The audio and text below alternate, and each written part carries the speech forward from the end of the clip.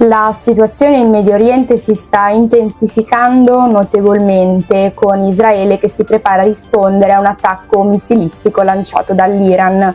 Secondo quanto riportano i media israeliani, l'esercito sta pianificando una reazione imminente che sarà forte e significativa.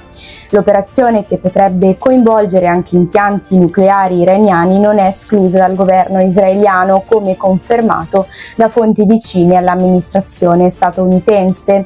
Donald Trump, l'ex presidente degli Stati Uniti, ha apertamente dichiarato che Israele dovrebbe considerare di colpire tali impianti. Contemporaneamente sul fronte libanese, Israele sta cercando di chiudere entro 2 o 3 settimane il conflitto con Hezbollah, il gruppo militante sciita che opera in Libano. Le forze israeliane hanno già condotto raid in territorio libanese, uccidendo Sayed Hataulali, un importante leader delle brigate al-Qassam, il braccio armato di Hamas. L'uccisione è avvenuta durante un bombardamento che ha colpito la casa di Ali nel campo profughi di Dawi a Tripoli, nel nord del Libano. Insieme a lui anche 3 membri della sua famiglia hanno perso la vita. Hamas ha confermato l'episodio attraverso i suoi canali ufficiali, sottolineando l'importanza del leader scomparso. Sul fronte interno, Israele sta anche espandendo le operazioni di terra nella striscia di Gaza, con l'obiettivo di intensificare gli scontri con Hamas in concomitanza con l'anniversario del 7 ottobre.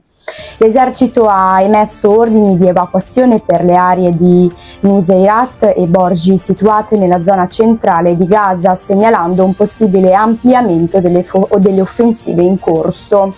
Queste aree si trovano immediatamente a sud del corridoio Nesarim, dove le forze israeliane hanno stabilito una presenza stabile. A livello diplomatico sono in corso colloqui a Tel Aviv, nonostante la festività dello Shabbat, tra rappresentanti israeliani e funzionari di paesi alleati. Questi incontri mirano a coordinare una possibile azione contro Teheran. Ynet, una delle principali testate israeliane, ha riportato che l'esercito israeliano non intende ignorare l'attacco iraniano, il quale ha causato danni ad alcune basi aeree israeliane, sebbene non siano state colpite infrastrutture critiche o aerei. In questo contesto, il capo del Comando Militare Centrale degli Stati Uniti, generale Michael Kurilla, è in arrivo in Israele per ulteriori consultazioni con le autorità locali. Le fonti americane confermano che l'attacco israeliano all'Iran potrebbe essere ormai imminente, mentre la tensione nell'area continua a crescere. Dal punto di vista umanitario, il segretario di Stato americano Antony Blinken ha annunciato che gli Stati Uniti forniranno quasi 157 milioni di dollari in nuovi aiuti per supportare le popolazioni colpite dal conflitto in Libano e nella regione circostante. Questi fondi saranno destinati a fornire cibo, ripari, coperte, kit igienici e assistenza sanitaria alle popolazioni sfollate all'interno del Libano, ai rifugiati che si trovano nel paese e alle comunità che li ospitano.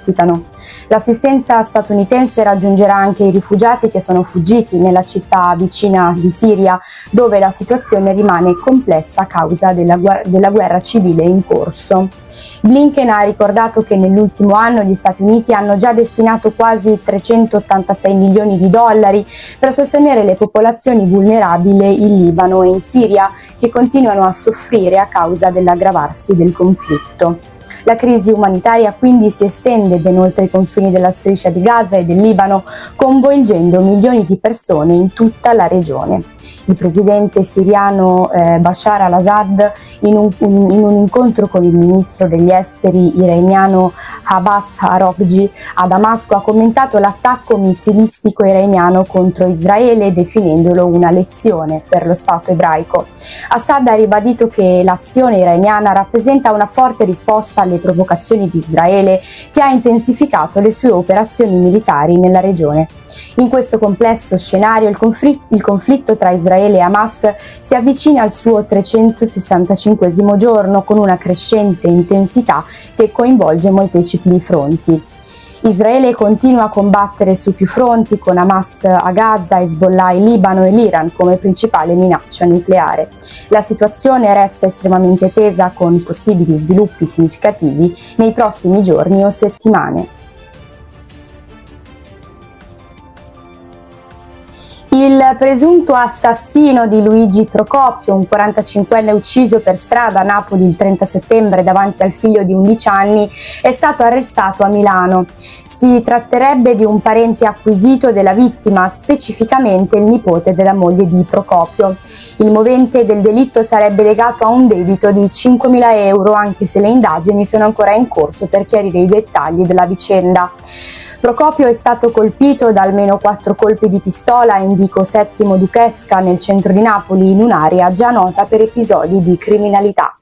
Il procuratore di Napoli, Nicola Gratteri, ha commentato l'arresto del sospettato, respingendo i paragoni che vengono spesso fatti tra Napoli e alcune città del Sud America, affermando che, sebbene vi siano episodi criminosi, le forze dell'ordine locali stanno ottenendo risultati concreti.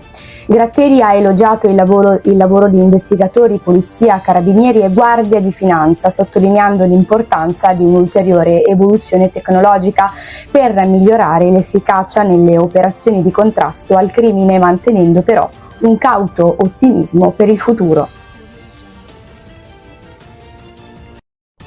Le indagini sull'omicidio di Maria Campai, uccisa a Viadana, Mantova, da un 17enne, si concentrano sull'ipotesi di premeditazione, confermata dall'autopsia che ha evidenziato la brutale aggressione subita dalla donna, con diversi e ripetuti colpi sulla 42enne, oltre alle ricerche online del giovane. L'adolescente in carcere con l'accusa di omicidio volontario e occultamento di cadavere aveva effettuato ricerche su come commettere un delitto, cercando informazioni su tecniche di soffocamento, il tempo necessario per bruciare un corpo e riferimenti al DNA collegati al caso di Yara Gambirasio. Queste ricerche, avvenute poche ore prima di incontrare la vittima, e i riferimenti al caso di Filippo Turetta, imputato per l'omicidio di Giulia Cecchettin, rafforzano l'idea di una pianificazione dell'omicidio. Il 17enne ha confessato di aver fatto perdere i sensi a Maria Campai dopo una discussione sul prezzo di un rapporto sessuale concordato online, sfociata poi nella violenza mortale. A Brindisi 7 persone e 2 società aerospaziali sono state indagate per aver fornito componenti non conformi alla Leonardo Aerostrutture per la produzione di parti del Boeing 787 Dreamliner. Le indagini della Procura hanno rivelato che questi componenti, utilizzati nei settori 44 e 46 del velivolo, erano realizzati con materiali non adeguati come titanio puro invece di lega di titanio e leghe di alluminio difformi. Questa difformità avrebbe compromesso la resistenza strutturale e la sicurezza del trasporto aereo, costringendo Boeing a lanciare una campagna straordinaria di manutenzione. Le accuse includono reati di attentato alla sicurezza dei trasporti, frode in commercio e inquinamento ambientale. Sono state sequestrate circa 6.000 componenti per ulteriori esami qualitativi. Inoltre, l'indagine ha rivelato che i processi di produzione delle società indagate avevano generato rifiuti speciali pericolosi, tra cui cromo, rame e piombo, sversati illegalmente in terreni della zona industriale di Brindisi. Gli investigatori hanno sequestrato 35 cisterne contenenti tali rifiuti tossici che avrebbero contaminato suolo e sottosuolo fino a 3 metri di profondità. Le attività sono state condotte dalla squadra mobile di Brindisi e dalla Guardia di Finanza. Il ministro dell'economia Giancarlo Giorgetti ha dichiarato che la prossima manovra richiederà sacrifici da parte di tutti, con l'obiettivo di tassare profitti e ricavi in modo equilibrato. Questo sforzo coinvolgerà individui e aziende, grandi e piccole, non limitandosi solo alle banche. Giorgetti ha sottolineato che il settore della difesa, che ha beneficiato delle condizioni di mercato, sarà chiamato a contribuire in linea con il principio costituzionale secondo cui tutti devono partecipare secondo le proprie possibilità.